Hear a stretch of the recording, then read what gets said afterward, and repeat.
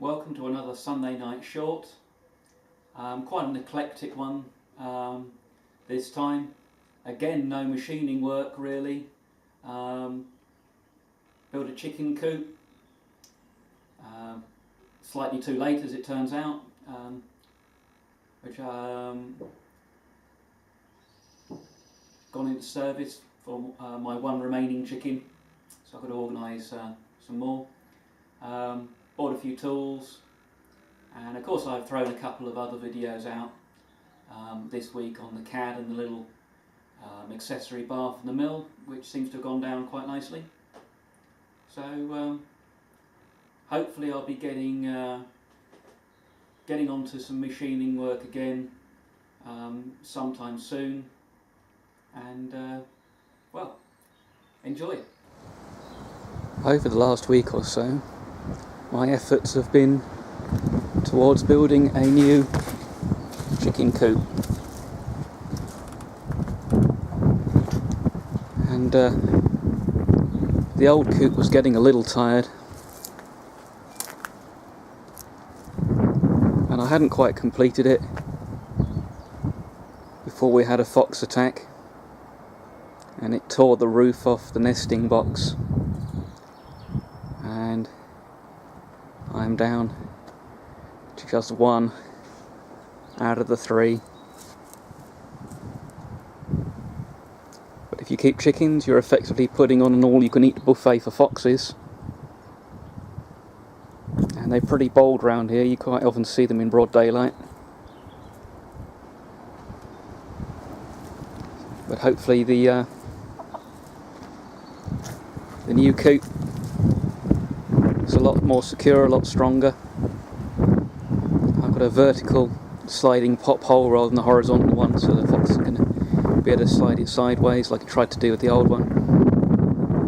And I'll have to see about running up to the poultry centre and getting a couple more, because otherwise I might be missing my fresh egg every morning. I've sometimes buy tooling at Cromwell Tools, who are a national chain.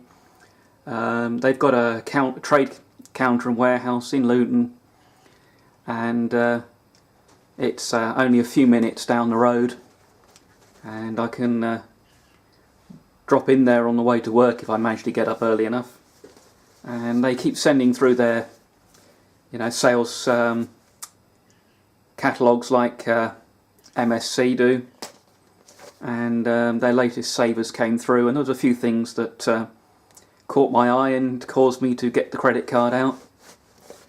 So first of all, we have a set of single flute countersinks.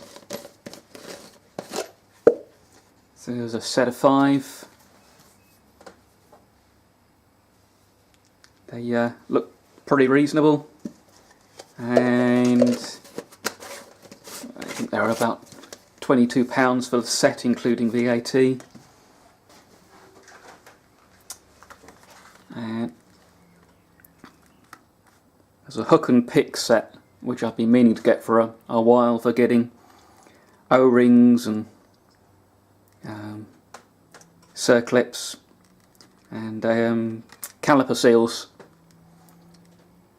out of their grooves, and I think this was about sort of £7.50 with the VAT.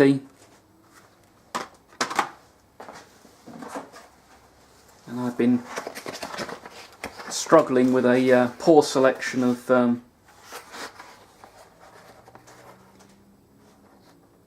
particularly die holders. So this set was about £30.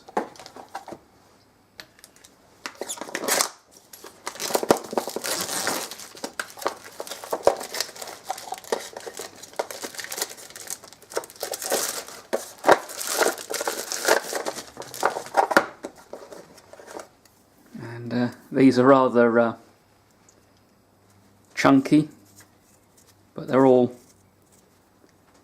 steel, with the right and left hand threads.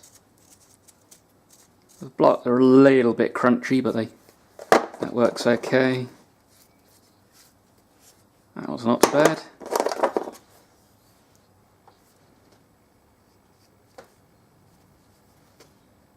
Quite nice points on the screws there.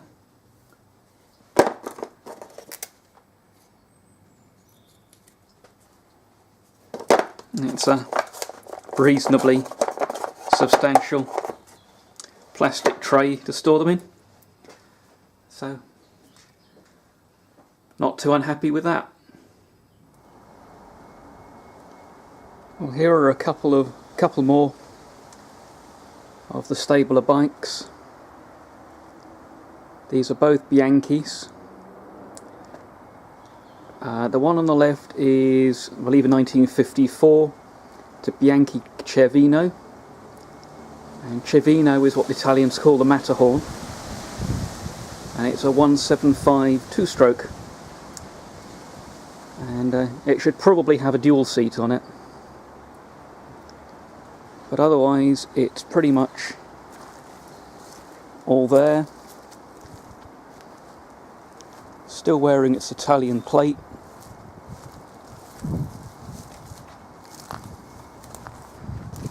All the tin works there, both toolboxes. I mean, that's the critical thing about these machines, is that the getting hold of replacement tinware is extremely difficult. It's not even in Italy.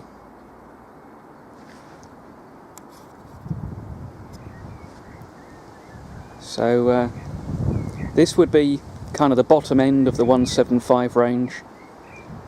Anything above 175cc in Italy attracted a luxury tax. I'm not sure what the percentage was, but it was pretty high. So everybody aspired to ride a 175, you know, as a reasonably well-off working class bloke. And most of their national racing revolved around the 175s. So this would be the bottom end of the 175 range. It's actually got a speedo, and that was usually an optional extra. You have to pay more for that.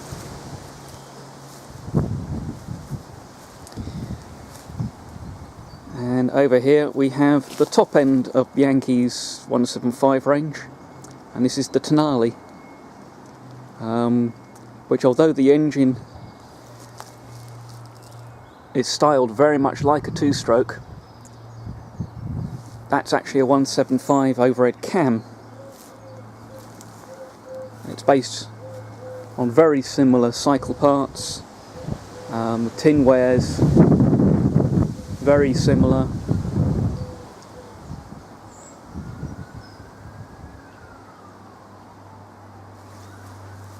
I mean, different style of toolboxes, but again we've got both toolboxes.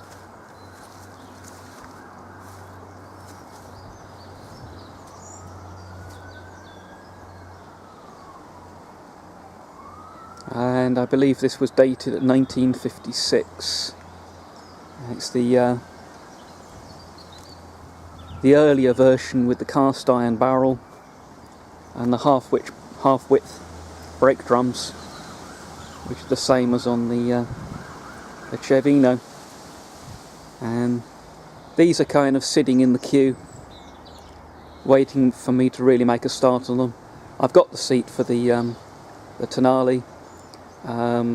It came to me as just a bare frame, and a friend of mine actually had it reupholstered for me, and that was a long time ago, and he's had some health problems, and we just haven't managed to get together to get it handed back. But at some stage these will be sorted, and they're both eligible for the historic runs like the Milan-Taranto and the Giro d'Italia.